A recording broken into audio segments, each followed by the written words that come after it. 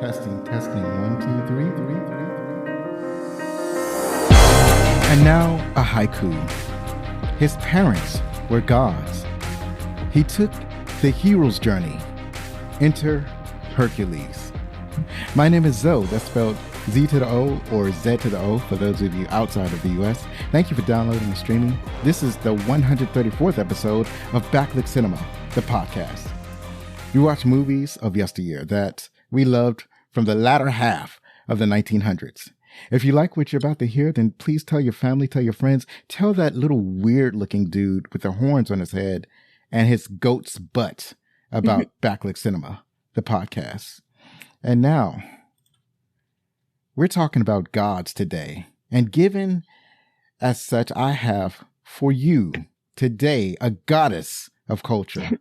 Do you know who your celebrity crush is? Well, I have just the person to help you figure it out. Ladies and gentlemen, and gender nonconforming, host of Crushgasm, the podcast, Kendra! Hello. Thank you for having me. I'm so excited to talk about Hercules, one of the greatest Disney movies. I mean, it came from the greatest era of Disney, so of course. But ironically enough, don't have a crush on Hercules. I have a crush on so many other Disney princes. Right. That is ironic. And I remember I hadn't watched Hercules in a long time, so I'm glad that you called in with this rewatch. I think what happened was I have like a soundtrack of like Disney movies, and I realized that Hercules wasn't in the soundtrack, and it had some of my favorite Disney songs. So I had to go ahead and add that in there, right? I had to put some of the Hercules songs in there because it has some of my favorites. So, a great soundtrack. yeah, it is. There are some elements in there that are fantastic that I want to get into. But first, I have to put you to the question, as they used to say in the olden times, although I'm not trying to get you to confess to anything. So, you have a beautiful and unique voice. Has that caused you problems in the professional space? Only when I call to try to do something like pay bills on the phone or something like that. But other than that, no. Okay, I mean, people do assume that we'll say dumb because I have a smaller voice, but no, other than that, it was my friend. She's an English major, and she wanted to record me and my old roommate just having a conversation. Don't know what the project was, but I remember her class saying like, that one sounds stupid, and I'm like, in your face, because now I get paid to write. I don't know what those English majors do, so that's crazy. Yeah, in your face. Yeah, in your face. Prove to you. You said that like when you're going and you're like trying to pay your bills on the phone. Like elaborate on that and one. Stuff like they'll just be like, can I talk to your mom? Or I mean, but on the other hand, it's really good if I get spam calls because they're like, oh, do you own this home? And I'm like, I'm a baby. I did that the other day. I was like, I'm a child. And they were like, okay, bye. Like, okay. You have a superpower and a double-edged sword. So that's totally awesome. And babies love me because I sound like a cartoon. So. Right. They could vibe with you. Have you ever considered voice acting? I get that. Oh, I've gotten that since I was little. And yes, I have. Just don't know the steps to get there. I actually interviewed Daniel Frazee. He played Damien in Mean Girls. She don't even go here, that guy. And afterward, he told me that I should, and I thought that was pretty cool because he's like in one of the biggest pop culture movies ever, and he was telling me that I should. So I was like, there you go. I was like, well, if you ever want to do an animated Mean Girls and need like a little sister. Right. Remember me. So much animation out there. I mean, I'm not saying you're going to make bank, but I think that you'll have a decent lifestyle, hopefully. I would love to be like a Cree Summer. Yeah. Like be the next generation that gets to be like every Black girl voice. Right. She's like iconic. But yeah, that I could score. I mean, now they get all like major celebrities. Chris Pratt will probably be a Disney princess before I get to be, but being a Disney princess would be like ultimate goals, or Right. at least a sidekick. Somebody told me that I had like a smooth voice, and I was thinking, or first that they're lying. The second is that I was like, maybe I could parlay this into reading children's stories as a podcast. That's an idea. You could do that. You would be way better at that than me. I'm an instructional aide in a pre-K class, and we do watch videos of people just reading stories, and they're not even that great at it. And I do like to go to Target and read children's books and make my favorite. Do you know the Pigeon series by Mo Willems? No. Like the pigeon rides the bus, or the pigeon wants a hot dog. Check it out. Great new. It's like one of the newer like kids books to kind of get like that status of having stuffed animals and merchandise. Really good. But I always tweet at the author, like, if you ever want to make this a cartoon, I want to be the pigeon. Right. I love that. I love that book. Yeah. Right. That's totally awesome. So, we got to get into the celebrity culture of it all. What got you into celebrity culture? Oh, MTV's Total Request Live. Do you remember that show? Yes, I remember. Yes, I was a big Backstreet Boy fan. So they came out I discovered them about a year or so before TRL really like became the pop culture juggernaut that it became, of that like kind of decade of from 98 to it went to 2008. I was actually in college when it ended. Hadn't watched in a while. Like once you get to college, you don't really have time. Right. And the music kind of changed. So, but I did watch the last episode and was crying in my dorm, but it was TRL. I love like the fandoms. Like it's like you might not love it all, but I like seeing hardcore fans like for Korn or for like Amanda Bynes or anybody, like people just coming out and screaming. And I think that's what I like too. So TRL and just like the culture of fandoms. Right. So it's the culture is not just the celebrity, but how fans react to the celebrities. Yeah, because like at the end of the day, I think we're a generation, I think from Gen X to Gen X to millennials, we're very latchkey kids. We're very attached to pop culture and we were raised by it. And I think that our attachment to it is so deep. And I like that. Like right. I'm more attached to TV characters than I am like 99% of my family. Yeah, there's definitely whenever there's a TV character death or trauma, you definitely feel that hard. And I was like, I should be feeling this hard over a fictional character. Not in your life. It's just like that TGIF, things like that, just the constant in your life more than, a random uncle I might not see all the time.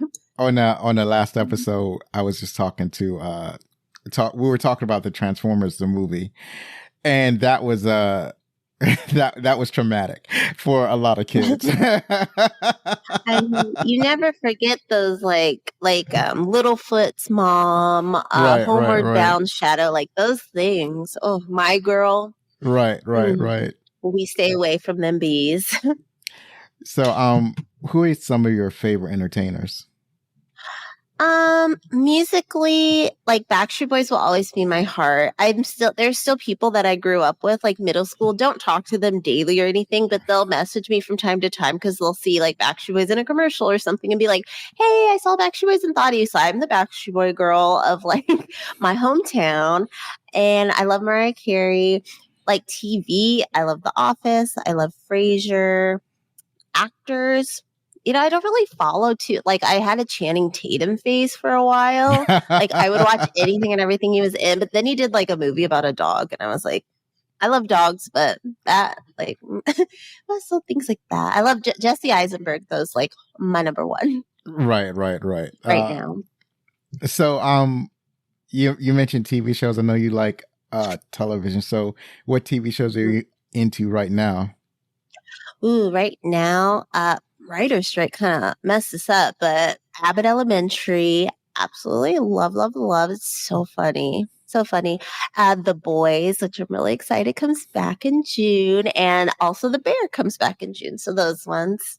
Yes. And I'm a big like Food Network nerd. So I have another podcast I do with my husband where we just watch like cooking show competitions and we review them like they're sports. So, what's your favorite cooking show right now? Ooh, well, we're watching Spring Baking Championship, but I love kids. I love Halloween baking. I don't know. I love all of them, but Because I like Hell's Kitchen. I haven't.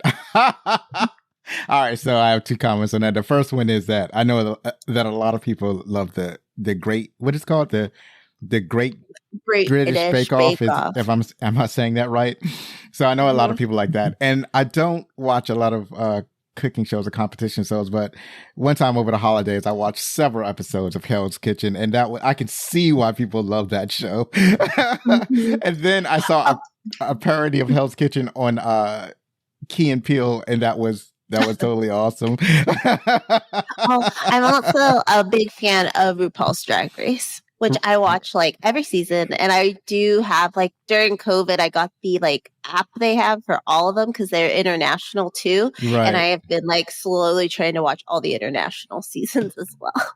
Did you oh shoot, I remember now. I had a question in my head and then I forgot it and it came right back. So do you I watch a lot of TikTok cooks and I make some of the recipes that they put on there. Do you do anything like that? Do you watch the cooks on TikTok? Have you ever tried to make any recipes that you've seen online? Yeah, I'm a baker. So if like a specific cookie or something comes across my algorithm, I will try it if it looks really good. But yeah, I'm a big baker. Food Network. I didn't cook until I met my husband because he's a big Food Network fan. I never really watched it until he forced me to watch like hours and hours and hours. And then now I'm actually a better cook than he is. That's awesome. It took me And I learned to bake. it took me a while to understand a lot of cooking things. Like, so Hmm. I think the first thing that I saw that I wanted to make that I saw on TV was do you remember what's his name? Uh the BAM guy. Used to be the Oh, Emerald Lagasse. yeah, thank you. You knew exactly what I was talking about. So Emerald had this eggnog, and I thought that and it was the first time I looked at it, I was like, I can make that. I can make that eggnog. It's not the first time that I thought that I could make something, but it was the first time that I saw something on TV that looked like it was easy enough for me to make. Because there were a lot of stuff that I tried to make that were disasters, and so it always I always had a problem with that. But so I saw him, he made this eggnog. It looked fantastic. And then there were a lot of things that he did that I didn't actually understand. So, but I would try to make it anyway and it would taste halfway good. So maybe it was great. So the thing that I didn't understand was when they say beat your eggs in the soft peaks. I have no idea what they're talking about. But I was like, well, you know what? Because I didn't see the program. It was just a recipe that I Oh. saw online. Mhm. So I didn't actually watch the program. So I was like, Mhm. okay, soft peaks. They said beat the eggs, so I took it and I beat the eggs a little bit. I was like, I guess that's enough. And then because I would do it with my hand, and then and Oh. then it finally dawned, and then that's what I would put in the eggnog, and it tasted all right. And I didn't. And then what happened was later on, like maybe years later, because I've been making this eggnog wrong for years. So years later, I looked up a YouTube video of what it means to make your eggs into soft peaks and hard peaks, and I was like, oh. Visuals help. Yeah. I hate cookbooks that are just no print and no photos because photos are like make such a difference in visuals. Like you're like, what? Right. What? So Yeah. there's and then I one of my favorite things to bake is this I got it from a different podcast. It's funny, right? Because the podcast is about logical fallacies, but then at the end of the episode he's trying out cookies that his wife bakes, and then he has the recipe in the show notes. So Oh, okay. I wanted to I tried out a couple of his cookies, right? But one of my favorites that I made that I really like is called the Mexican hot chocolate snickerdoodle. Oh. And Mm. that's just fantastic. So it's a chocolate snickerdoodle with a little bit of heat to it. It's like it's got a little bit of Mhm. cayenne pepper. So as you chew the cookie, there's a little bit of heat. So and then when you make it right, it's like nice and chewy. So that's my favorite thing to bake. Sounds good. Sounds good. Yeah. So I'm just like a chocolate chip. That's my best cookie I make. right. But I experiment with different. If I know like a friend's, I send all my friends cookies for their birthdays, and then I do a big Christmas haul. I do so many cookies at Christmas. Right. Oh, mm. It's I like a little baking machine. I got into baking cakes for a little bit, and not Mm. to bake the cake, but there was actually what happened was I couldn't understand how you could bake a cake and get like a flat top. And so that Uh, kind of bugged me for a little bit. So I started baking cakes just to figure out how they did it. And so once I figured that out, I was like, okay, I can put that in my pocket and save it for later. And the other thing was how to put frosting on cake. Because every time, like when I was growing up, I was trying to put frosting on cake, and it's just a mess. It's wrong. It's mhm. like the cake sticks to the It's frosting. And so you got cake on the you're like, outside of the frosting, and that's not working right. It's like, why is this not working? Why? I'm having hmm it's like I had problems comprehending why my cake didn't look like the cakes that you can buy at Safeway. So yeah. I figured that out, and Mhm. now I'm gratified. Yeah, I do cakes, but I do. Have you ever been to Milk Bar? Have you ever heard of Milk Bar? No, I haven't. I It's don't know what that is. her name is Chef Christina Tosi. So she created like this like milk cereal ice cream in New York. And then she went on to have bakeries. She has them in LA, DC, everywhere.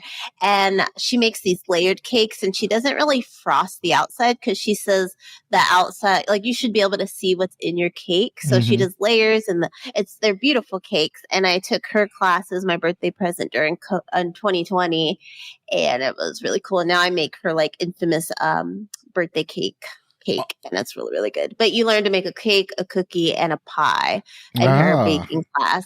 It wasn't like she was there, it was just like a recording, right, and you right, just right, watch it like every, you get a little assignment, but you learned how to make your own recipes and stuff. So that was pretty cool. right. But Pies was my first thing. Like the first thing that that was I my think it was last. after the eggnog. I think I went to pies, because the thing about cooking and baking is that the reason I get into it, 'cause I'm not necessarily because I wanted to make something delicious. I'm trying to figure something out. So one of the things I wanted to try to figure out is how to make a pie crust at Mm. instead of going to the store and buying pie crust, which is actually probably the way you should do it, because making a pie crust from scratch is actually a pain in the dick. So because it's like it's so hard for me. It's and frustrating, but it's super gratifying when you can do it, when you succeeded in making Mhm. it, because like making the pie filling, that's the easy part. It's the hardest thing that you can do Yeah. with your life is making a pie crust from scratch. I like pie crust. I usually my first pie was like a graham crackery type crust, so not that hard. But then I just made my first like actual. No, we would do pot pie. My husband would make the crust, make the filling. I just did my first apple pie for the last Thanksgiving, and it came Mm. out. Mwah. Yeah, yeah. I love making apple pies. It's sort of like one of my favorite type of pies. But we've Mhm. gotten deep into cooking, and now I'm glad that I was able to bring that out of you. But It's like we're talking about Ratatouille and not Hercules. right, right, right. Well, let's bring it on back to like how your podcast, and so you talk about celebrities and celebrity crush. Who's your favorite celebrity crush now? Right now, do you watch The Boys? You ever Yes, watch it's one of my favorite Homelander? programs. Homelander. Really? Yeah, he's I love the character. I know he's a psychopath, but I think it's that like I always say I think it's his like blonde hair, that Zach Morris bleach blonde hair, because Zach Morris was definitely one of my like foundational crushes. So I see that he's kind of a dick. I just love him. The actor, he's okay. Like I see him and I'm like, it's still like, he's still cute, but like it's when he's in the Homelander outfit and that persona, I'm just like head over heels. Oh my goodness. I shall have my therapist on the phone give you a call. Actually, I don't have a therapist, but Like, that seemed like a good thing to pro offer. Anyways, my next question has to do with have you seen Invincible, since you like The Boys? no, everyone says it's the next thing to watch, and I have not checked that one out. Yeah, it's they're starting the second half of the second season. So it's a good time to jump into it, because then you can binge the first season, and then you could binge like the first half of the second season, and then you can just watch the second season with the rest of us. Because what happened was they had split the second season, I think because of the pandemic and the strikes. Mm. So you had like 4 episodes, and then people were mad because now you had to wait like 3 or 4 months for the second half of the second season. But now they're starting to play that. But yeah, Invincible. If you like The Boys and all the violence and the complex storytelling that entails, or if you like The Walking Dead, because the same writer who wrote The Walking Dead okay. also responsible for the comic book writer. What's his name? I forget. Anyway, Robert Kirkman. Yeah, Kirkman. That's his name. He must be rolling in dough right now. So he also created Invincible, and that's a fantastic animated series. Check it out. Yeah, I like The Walking Dead up to a point. Right. And then it got to be a little. Once Michonne was kind of out, because that's what got me in, was Michonne. Right. So once Michonne piece. No, it's when they had the alpha and beta, those people. I was like, I'm gonna walk. I'm gonna walk from The Walking Dead. Even Kirkman walked away from The Walking Dead. He ended the comic, I think, a couple years ago. He wrote the last issue, and he kind of just like ended it. Like it was not no big finale. It was just like the last issue. It's not like he announced it. It was more like he wrote the last issue and like, okay, bye. It's just like the Homer Simpson meme where he just goes into the bushes. Right. So what's your favorite relationship right now? Like your favorite ship? Ooh. Is there anyone on The Boys? No, I kind of like the action. I don't really like the romance on The Boys. I would probably say, do I have one? I really love Frasier, and they brought that back on Paramount Plus. Right. And I'm loving that kind of dynamic on there with. I mean, I guess it's not a ship. It's not a romantic one, but the cousins on there, because they are like, it's Frasier's son and Niall's son. So I like seeing the cousins kind of interact on there. So not a romantic ship, but a family ship. All right. That's totally awesome. So let me once again talk about your podcast, plug your podcast, plug the social media, let everybody know where they can find you if they want to find you out there in the internets. Oh, like you said, Crushgasm is a podcast where my guests come through. They talk about the crush they've had in life. It could be a celebrity crush. It could be an animated crush. I've had a lot of Disney crushes come through. My favorite was the 3rd episode ever. We talked about Beast, but as Beast, not as a human. Who's also my guest. Hold on. Yep. You said Beast. So which Beast? Are we talking about the X-Men Beast or Beauty and the Beast? Beauty and the Beast. Okay. We have not had anyone do anyone from X-Men, shockingly, yet. Maybe with the new 97 out, people start to remember they love Gambit or something like that. But they come through, talk about a crush. We also talk about what they have going on. They're always creative forces in the world. And you can find everything at crushgasmpodcast.com. I also, with every guest, like their theme. So if we do like a Disney one, I'll write about my Disney crush, and then I'll do like a top 10 Disney theme type thing, because I'm also a writer, and you can find all my writing at KendraWriteStuff.com. Okay. I didn't know about the Kendra Wright stuff, so let me put that in the show notes as well. Yeah, I've been writing since 2010, so it's all there. If the website still exists, I have it linked. Some of the sites, it's been a while, so they aren't there, but their names are there. Like I used to write for MTV Geek. Oh, okay. You're talking about those sites. Yeah, my websites that I'd write for. So, but that site, I think MTV Geek still exists. It's just, you won't see the photos. They don't really keep it up, but my name's still there with what I wrote. Awesome. Mm-hmm. So, what you call it? So when they look for, like, if they're looking for MTV Geeks, is it just under Kendra? Kendra Beltran. If you just go to KendraWriteStuff.com, I have like different tabs at the top, and you'll go like, it's a TV thing, music, just lists. I do a lot of listicles. That's what I'm writing right now for Yardbarker.com. Like I just did the 20 celebrities that are like emotional support for millennials. Oh, that's awesome. So along that theme, I've done a little bit of writing. The only reason that I even write blogs is because I've been told that it's good for the SEO for the website. So on my website, it's backlickcinema.com. And, all the people that give advice, like, yeah, write blogs. So I've written a couple blogs. They're not great, but they're out there for those of you who are interested in, like I got advice on podcasting, and I got I talk about a couple of celebrities. I'm getting more into it because it's necessary, you know, for the engagement and whatnot. So, so thank you once again for joining us on the show today. So happy to have you. Good to see you again. The first time that we met was on the what's the name of the show that we had met on? I did not make these I did not make these Rankings Podcast Network, and we do our drafts every Tuesday night, and you came through for that. But that's on a particular show, right? Oh, Masturbators. Right. Yeah, Masturbators. Right. So that how did you come across that network? I had Dre, who's the host of Masturbators, on my show talking about his crush on Felicia Rashad from The Cosby Show.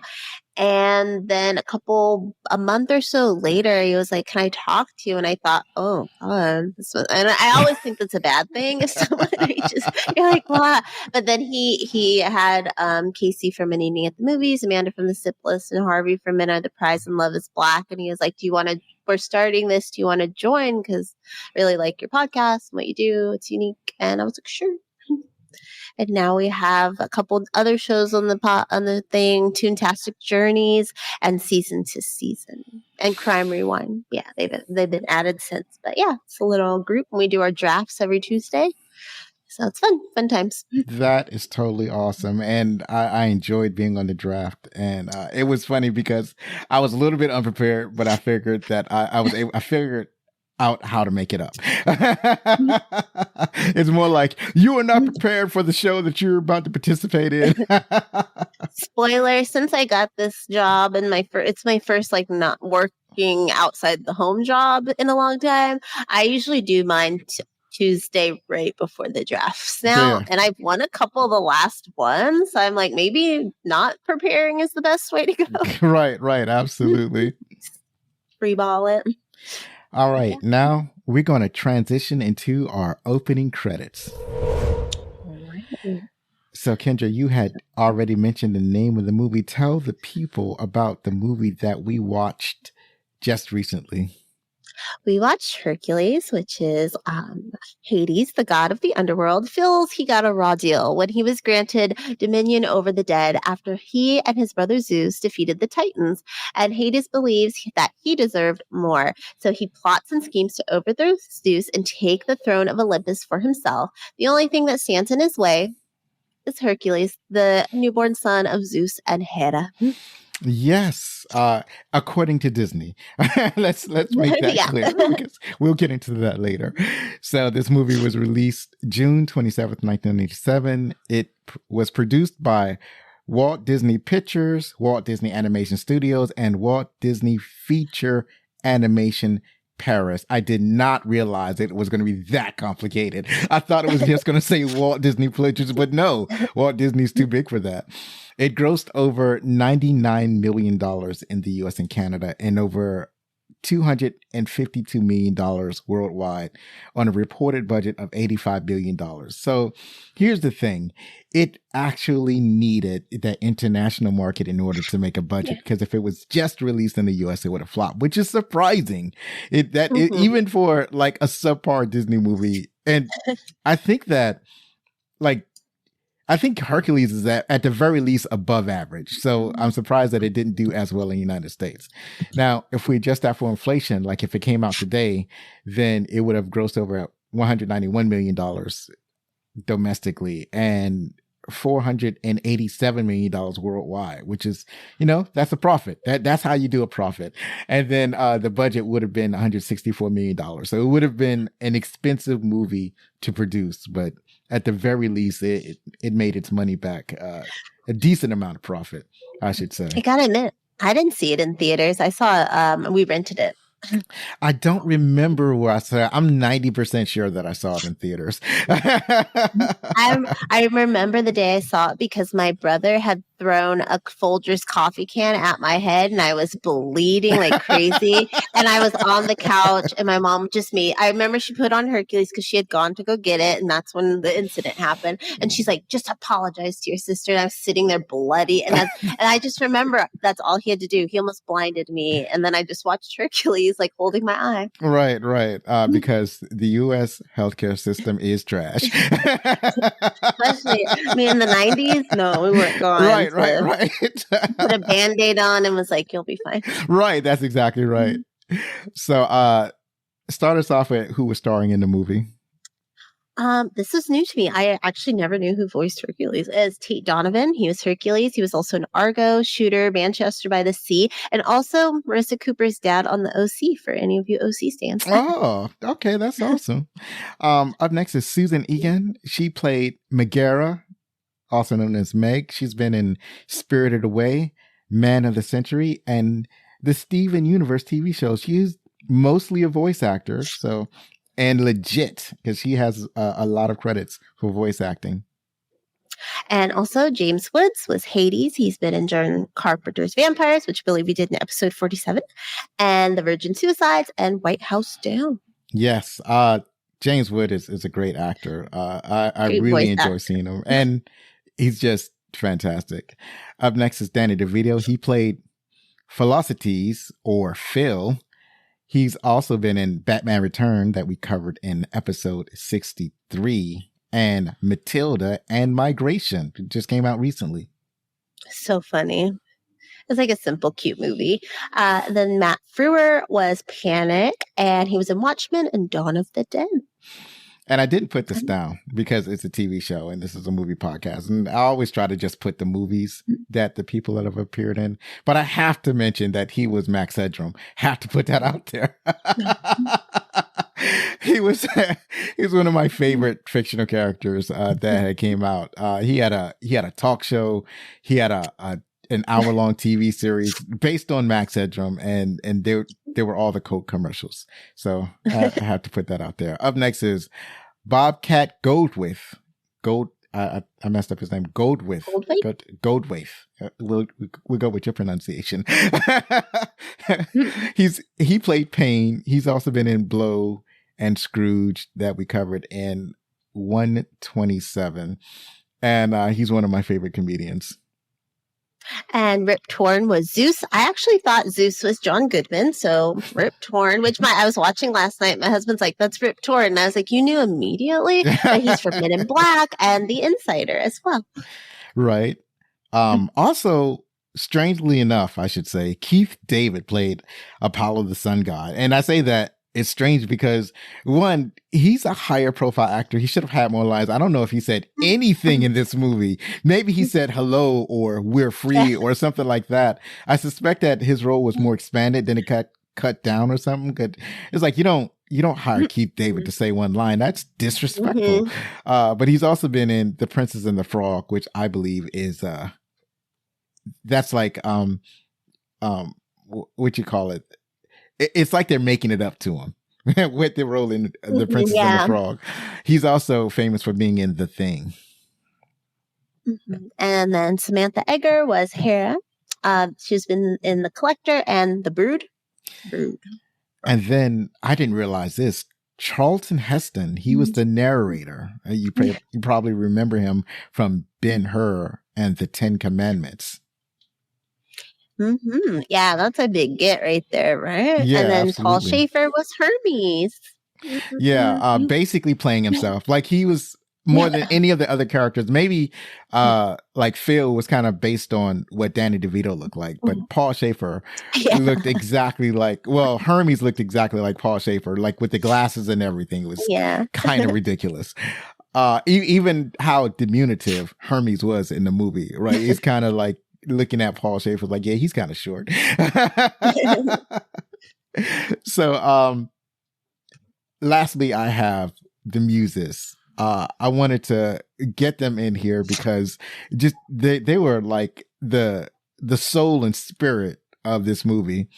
Mm-hmm. So we have Calliope, that's the muse of poetry. That was played by Well, I'm just looking at my notes right now, and I paused because do I have this written correctly? Okay, I think I do. So that was played by Lillias White. Cleo is the Muse of History, written by I don't know how to say this name, but I'm going to give it a try. Venice. I want to say it was Venice. It's played by Venice Y. Thomas. Thalia is the Muse of Comedy, was played by Rose Ryan. Terpsichore, I think I said that right. That's the Muse of Dance, was played by Lachanzi. Melpomene. Oh, well, hold on. Let me pause. Let me look at this again. Melpomene. I'm going with Melpomene. That's the Muse of Tragedy, played by Cheryl Freeman. And in Greek mythology, there were actually 9 muses, but in this movie, they had only 5 of them. They're like, that's a lot to draw. Yeah, absolutely. And higher. So, go ahead. I was going to say it was directed by Ron Clements and John Musker. You might know their work from Moana, Princess and the Frog, Aladdin, Little Mermaid, and Hidden Gem, Treasure Planet. That's interesting. I didn't realize that they directed so many Disney movies. Like I guess they're the go-to directing team for Disney movies. I think Disney in every era has their go-tos. Because I know for Pixar, they kind of rotate between the same few. So I think it works, it works. I mean, Moana is a newer one, and Princess and the Frog too. They're more. I mean, Princess and the Frog's post. That's like second Renaissance, I believe. Yeah, is what they call it. So it's Moana, but Treasure Planet's in that weird era of Disney in the 2000s. Right. Kind of the dark ages. This movie was written by Ron Clements, again, John Musker, and Don McInerney. So they write a lot of the movies that they direct. So the same movies, Moana, The Princess and the Frog, Aladdin, The Little Mermaid, and Treasure Planet. They wrote that. And so Don McInerney, he wrote A Bug's Life, Boo, Zeno, and the Snurks. That's the name of the movie, Boo, Zeno, and the Snurks. I don't know that movie, but he wrote it. It sounds like a red box release is what I like to call those movies. Oh, okay. Right. Direct to video. But Bug's Life. Mm-hmm. Cool. And the music was by Alan Menken. He worked on the newest Little Mermaid from 2023, Aladdin, the live action, The Unfortunate, Howard, Sausage Party, Tangled, and The Hunchback of Notre Dame. Yep. One of my favorites. Yeah, those are all great scores. The thing is that I know that the live action movie gets a lot of flack, but I think a lot of people like them because it's not for us. It's for the children, and the children really enjoyed it. And I actually kind of liked Aladdin. I didn't. I was on a plane and I was like, this is 5 hours. Let's do this. Right, and I was right. Put it on.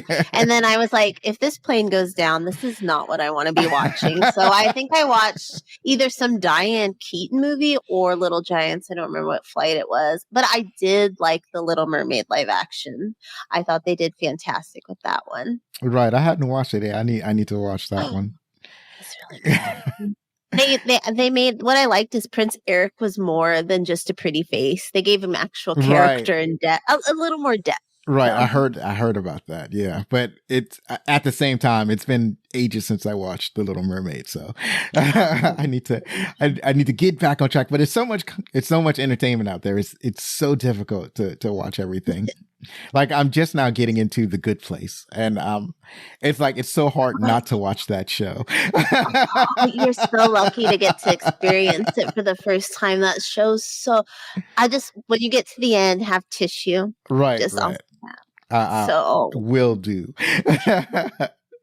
So that's it for the opening credits, and for our announcements, I may start dropping weekly episodes. Like right now, the episodes went to fortnight.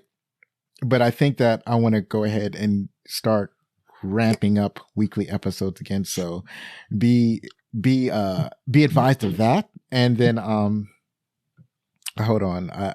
My notes are kind of messed up right now. So that's really the only thing I got going on. Also, the 10 a.m. still have Sunday Morning Snap on Twitch. and once again, it's still in the Avengers versus X-Men.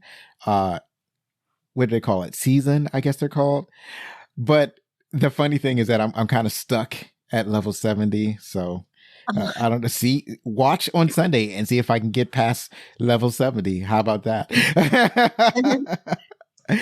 So that's it for the announcements. And now we're going to go to our next segment, our 5 favorite parts. So let me wake up my tablet, because this is where I've written my favorite parts. I actually take notes during the movie because I know my memory is not great. So I gotta write them all down. So why don't you start us off? What's one of your favorite parts of Hercules? We'll go with my first favorite part. I love Meg. I think she's one of the best. She's like an underrated female Disney character. I think we were really like in the whole, she even says it, damsel in distress type thing. She goes against that. And her song, I Won't Say I'm in Love, probably my top 5 Disney songs, so that part's always been a favorite of mine. I still have, when McDonald's dropped their Hercules toys, I still have my little Meg. It's been with me since that came out. It's gone through college, all my moves, cross country. It's on my bookshelf with all my purple stuff. So yeah, that one. I Won't Say I'm in Love. Oh, that's love. That's love of the character right there. One of my favorites is the Fates. So they're fantastic. Or the Muses, that kind of narrate the story. So I love that gospel background that they have. Their antics, like they kind of in the background doing antics. They're on the pottery doing weird stuff. It's pretty awesome. I just love it when they come on screen and it's like, he's just ready to get up and start dancing. They kind of seem like the inspiration for Moana, like all his tattoos kind of moving, like them on the pottery, his tattoos. So yeah. So yeah, that's one of mine. I also love the Muses. I think, like you said, like Disney back in the day, we didn't have a lot of representation for Black kids or any kids that weren't white. So seeing the Muses, seeing the first kind of Black women in Disney, fantastic. Right. And they just sing that I mean, their songs. Come on. Herc on a Roll. That's another favorite part of mine. So yeah, that's my number 2. My second one I want to talk about is the art design for the whole movie. They kind of made the art, it's kind of modeled after like the pottery on Greek art. So the way the lines are drawn, the way the noses are drawn, and how they choose to animate the muscles and whatnot. It kind of it kind of reminds you of Greek art without outright just drawing Greek art on the screen, like being Greek art. So that was pretty cool. I really liked that. I felt like it added a unique look of this movie compared to like other Disney movies that are out there. So I think they did a really good job. I like how they had the gods in different colors, right? They were more like, I forgot what Zeus was. Was he like gold? It's kind of this golden. He was a golden type. And then I think Hermes was like purplish. And then you had, what's his name? Hades as a deep purple. So that all worked extremely well for me. I really like that. Mm-hmm. That's what I think is so great about Disney Renaissance era is like all the movies had their own look to them, and now all Disney movies they just have those big bug eyes. And I mean, Elsa could be the Rapunzel. They all look exactly the same. That's my problem with Disney now. My third favorite, like I said, I love fandom. So I love when Pain and Panic are kind of like fanboys with their Hercules merch, like the drink, like the kind of slushy and the shoe. Yeah. I always like those two. I just love Bobcat's voice. He's someone that was definitely meant for voice acting, and he's perfect in this. Yeah. That's awesome. I think they specifically got him for his voice because of the way he used to do his act, the way he used to scream, and he used to sound like he was like I don't know, like he was talking to a therapist or something, or that he needed to. And it's like, help me, mister. He's like, I was going for innocent. Right. One of my other favorite parts is how Phil is depicted. Like I like Phil as a character, and Phil is a total perv. He's a pervert, and it's like they weren't afraid to depict that in a Disney film. So I really like that aspect of his character. He was fun to watch. They made him a fun character. So I like Phil as a character. Yeah, my fourth is definitely I love Phil. I'm a big Danny DeVito fan. I'm a big fan of It's Always Sunny. And so my favorite part of Phil is he always wanted someone to be like, that's Phil's boy. So I like at the end when he finally, Hercules gets his like image in the stars and someone says, that's Phil's boy. And Phil's like really proud that he finally like got his goal. And I like that full circle moment because side characters rarely get those, I feel like. So it's cool that he got to be like celebrated as much as like the star, you know?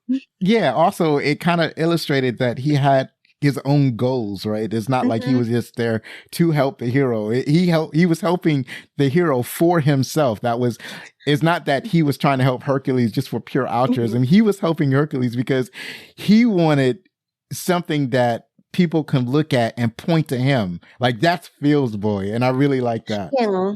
For like, I guess it's kind of like, I don't know a lot of sports, but in football, like the guy with the Patriots, like him kind of building Tom Brady into being like the best, you know, quarterback of all time. And he gets to be like, yeah, I did that, even though Tom Brady left him. But I've got no comments because I don't know football either. my husband watches, so that's not even his team, and he'll be mad that I didn't mention the Steelers, but the Steelers coach is also very good too. Right. My last favorite part, I'm looking at my list right now because I was just looking at it.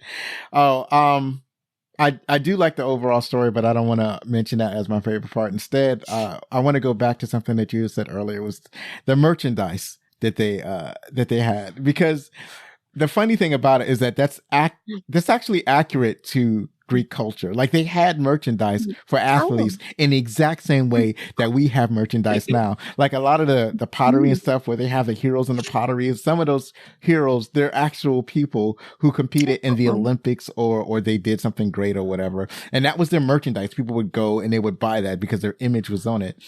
And it kind of reminded me of, I'm probably going to mention this again in the trivia, but it reminds me of, you remember the movie Gladiator? Oh, yes. So in Gladiator, they had the gladiators themselves were celebrities. They would go out, people would cheer for their favorite gladiators. And one of the things that the producers wanted to do is that they wanted to put the merchandise in the movie, but on second thought, they thought that people, the audience like us, we would not understand that was a real thing. People would think that they made that up for the movie, that it was too cheesy, so they didn't put it in. But that was an actual thing. Like the gladiators had their own merchandise. Cool. Learned something new today.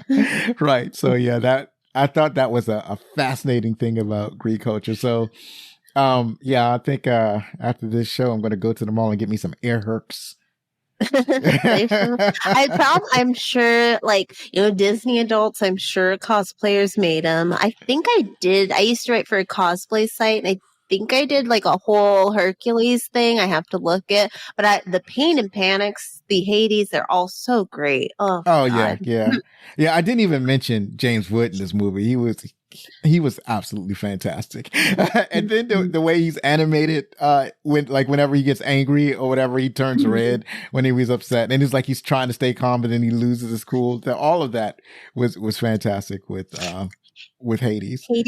Yeah, Hades gave us, we didn't know it then, that he would be like such good meme-worthy GIFs later in the once the internet took off. He's a great reaction. Right. To things. Absolutely. My last, go ahead.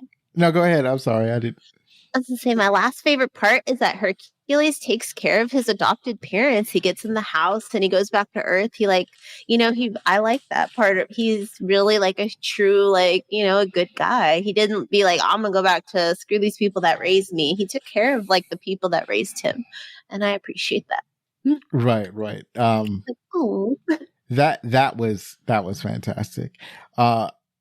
I like that, like his goal the entire time. Well, first The first part of his goal is to find out who he really is. I know his parents taught him who he really was, so he wanted to get with his natural parents, his real parents. So he's trying to figure out a way to reach his father and mother and be with the gods on Olympus, because he was told that he was the son of Zeus. So that was his first goal. And then when he reaches that goal, he realized what he really wanted to do was, he had found a new life with Meg, so he wanted to be with her.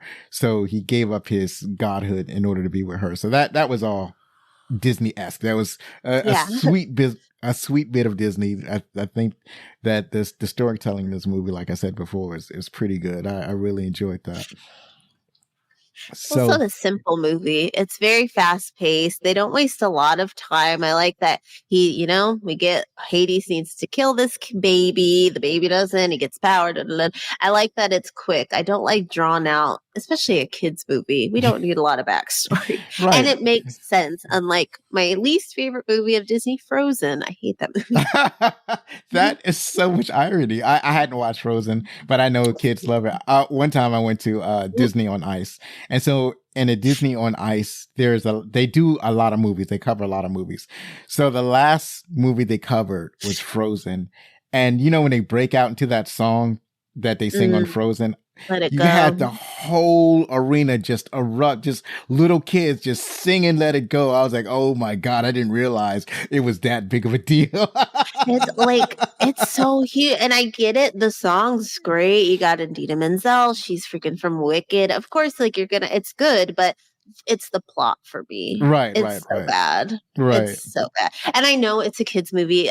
I know Little Mermaid has plot holes. I know Beauty and the Beast has plot holes, but this was not good. Right. As far as writing. The funny thing, it was probably really hard to adapt, because like the actual fairy tale from which Frozen is drawn is kind of messed up. They all are. They all are. Right? They have these random rock trolls that I don't know what purpose it was a mess. It was a mess. Right. So let us transition over to the trivia. Got our top 10 trivia. I was able to garner all of them from IMDb. So if I'm wrong here, you can blame IMDb. I am blameless in this situation. So Kendra, could you start us off with the first bit of trivia that I found? Yeah, the role of Hades, which we talked about, the great James Woods. It's one of his all-time favorite characters, so much so that anytime Disney needs him to reprise the character for any cartoon show or video game, such as Hercules or Kingdom Hearts, he has agreed to do it. When the film was about to go over budget, he offered to refund his salary and finish the film for free. Disney decided against it, and finished the film anyway. Yeah, he really loves that character, because every time you hear Hades, it's James Woods. So that's pretty awesome. Hades was scripted as a slow, menacing character until Woods took the role and impressed the crew with his rapid fire style. Even after the script was rewritten, Woods ad-libs many lines. So yeah, that was that's part of the charm of Hades. I guess he's like Robin Williams. Robin Williams ad-libbing. Robin Williams, I think, taking a really low salary for the role of Genie too. I think that was the thing. Right. Hades also. This is my favorite fact. It's something I actually learned recently. And Hades says, "Relax. It's only halftime," right in the middle of the movie. I think that's so clever. Disney's always putting cute little things like that in. Right. I think there's a couple of the movies where I noticed that, where the characters note that it's like half of the movie. And one of the movies that comes to mind is, oh darn, I just forgot what the name of it is. It's the one with, that Robert Rodriguez directed, and it has, Quentin Tarantino and George Clooney. It has a bar called the Titty Twister. I'm remembering. My husband loves Tarantino. He's gonna be so mad. Yeah, I'm remembering the elements of the movie, but I can't remember the actual name of the movie, and I'm too stubborn to look it up. So in that movie, so the audience by now knows what movie we're talking about. So in that movie, it's in the first half of the movie, it's like a crime drama. It's like two guys, they're robbing, they're kidnapping, they're murder, they're trying to escape from the authorities. And then at exactly the second half of the movie, it's a vampire. It's a horror movie.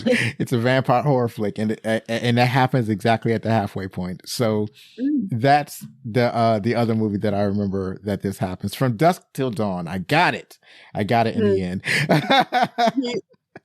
So moving right along. In the movie, panic and pain take the shape of two snakes in order to kill infant Hercules, but he simply grabs and tosses them about. This is another reference to the Herculean myths where goddess Hera sent two snakes to kill the infant Hercules, who simply grabbed and choked them. Dark. Yeah. Hera did not like Hercules in the actual Greek mythology. That part, the whole trying to hurt the baby, reminded me of is it Sleeping Beauty? That's Maleficent, right? Because she wasn't invited to the birthday, and then she like has this whole vendetta against the baby. There's a lot of throwaways. So when Phil and Hercules first enter Phil's hut, Hercules bangs his head on what Phil tells him is the mast of the Argo. And in Greek mythology, Jason, the captain of the Argo, was killed when the mast hit his head. So in the myths, Hercules was one of the heroes sailors of on the Argo ship. Yeah, and that's interesting, but if they had written this differently, then they could have did a sequel to Hercules where Hercules is actually on the Argo. It could have been Jason and the Argonauts, but because they wrote this in the movie, they can't have a sequel like that. So I was like, come on, Disney. Now we can't, well, we can still have like Jason and the Argonauts, but it won't be connected to this movie because then it'll break the continuity. We can't have a connected Disney universe is what I'm saying. No. So while this movie is about Greek myths, Hercules is actually the protagonist in the Roman name. Heracles is his Greek name, and that's not unique to Disney. That's like what every time you've ever seen a Hercules program, they always call the character Hercules, and then they always name his father as being Zeus and his mother as Hera. But in Roman mythology, it's Hercules, Jupiter, and I forgot who Hera is in Roman mythology.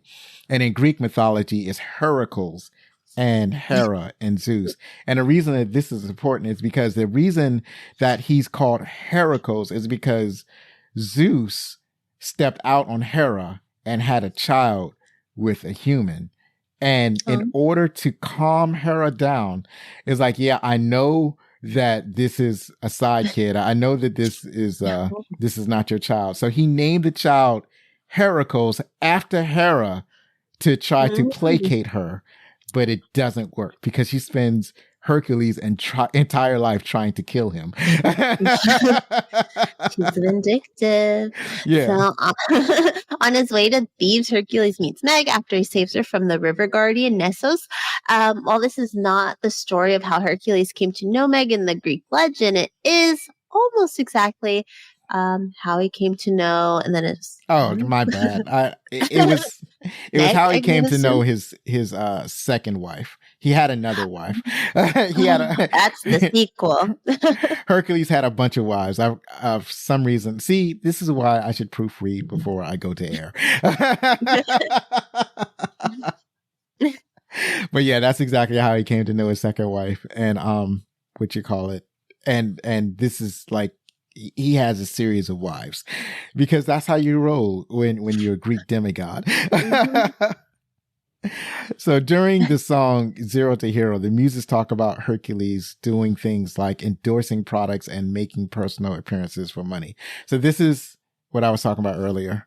So it seems anachronistic to the point of being silly on purpose, but even back in ancient Greece and Rome, famous athletes pretty much did all of these things and were paid well for them. So, go ahead. That's very interesting. I never heard that. Even in my Greek mythology class I took, never heard that. Right. Also, this is how hard Disney animators work. Early into the production, the filmmakers decided that Hydra ultimately was going to have 30 heads, by which the animators created one master head, and then the computer could multiply the heads to their desired scale. Overall, it took 13 animators and technical directors to do this, and they spent nearly a year and a half creating the 4-minute battle sequence. So much work for that. Well, animation, that is a lot of work. Animation by itself. So yeah, it's going to take, and most of this was hand drawn anyway. Like I'm pretty sure that they use computer assistants, but a lot of this was hand drawn. So yeah, it's going to take some time. It's going to take some time to render all of those images, right? So when you're and you hear a lot of stories about this in animation, how they spent like hundreds of hours to render like just a couple of minutes of work. That's fascinating. Couldn't be me. So you hear the same thing about like stop motion also. Like the old stop motion seems effects. Like a pain. Right. So finally, leaving aside the pastoral segment of Fantasia, this was the first Disney animated feature to be completely inspired by mythology rather than a fairy tale. So, this is, I don't know if they've done another mythology besides this one, but so only other than like, well, not animated, but Percy Jackson is like their new kind of bread and butter, but that's not animated. So, but I'm sure they'll make it an animated since they make everything that's animated live action. Right. And they are speaking about a live action Hercules. So we'll see. I think the live action Moana is probably going to get made first. Why? Moana just came out. It's been a couple of years. They want to get The Rock to reprise his role before he's too old. Unnecessary. And the Moana situation is kind of a mess. Well, because I think they're doing a Moana 2, and what happened is that they were going to do a Moana TV series, and then somebody changed their minds, and then they decided to pivot to, instead of doing this series, they're going to do another animated feature. And they already had voice actors for the series doing the work. So they ended up letting go of those voice actors and bringing back the stars from the first movies to reprise their roles. So it's kind of a mess. I hope it turns out okay. But they didn't. I don't think Lin-Manuel Miranda's doing the music, which that's kind of the best part of Moana. Yeah, that's kind of the best part of Moana. We'll see. We're gonna figure it out. The other thing is that what was the other thing I was gonna say? I think I've forgotten. What I was going to say was that there are other mythologies that they could dive into. So there's like Norse mythology, so that's with Thor and whatnot, and then there's like Druid mythology, not Druid, or probably related to Druid. I'm trying to think. Irish. Is it Irish or Scottish? I want to say it's Irish mythology. So that has to do with like fairies and the kind of structure that they have in Irish mythology and leprechauns and stuff like that. But the funny thing is that there's not a lot of surviving text that you have with that particular mythology, so they can kind of just make up anything that they want. And then there's African mythology that they can kind of dive into. Well, there's different regions have different beliefs, but the thing that I'm thinking specifically about is Anansi the spider.